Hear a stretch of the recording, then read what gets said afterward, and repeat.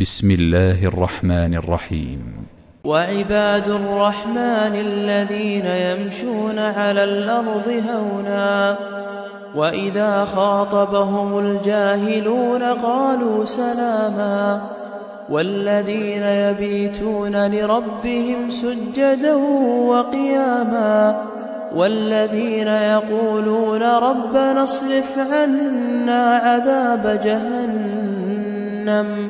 إن عذابها كان غراما إنها ساءت مستقرا ومقاما والذين إذا أنفقوا لم يسرفوا ولم يقتروا وكان بين ذلك قواما والذين لا يدعون مع الله إلها آخر ولا يقتلون النفس التي حرم الله إلا بالحق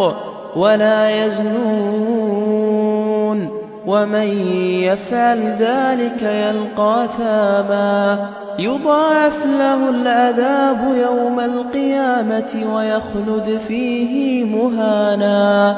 إلا من تاب وآمن وعمل عملا صالحا فأولئك يبدل الله سيئاتهم حسنات وكان الله غفورا رحيما ومن تاب وعمل صالحا فإنه يتوب إلى الله متابا والذين لا يشهدون الزور وإذا مروا باللغو مروا كراما والذين إذا ذكروا بآيات ربهم لم يخروا عليها صما وعميانا والذين يقولون ربنا هب لنا من أزواجنا وذرياتنا قرة أعين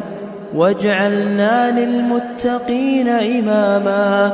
أولئك يجزون الغرفة بما صبروا ويلقون فيها تحية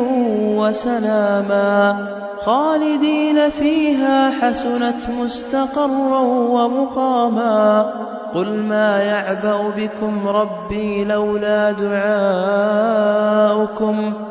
فقد كذبتم فسوف يكون لزاما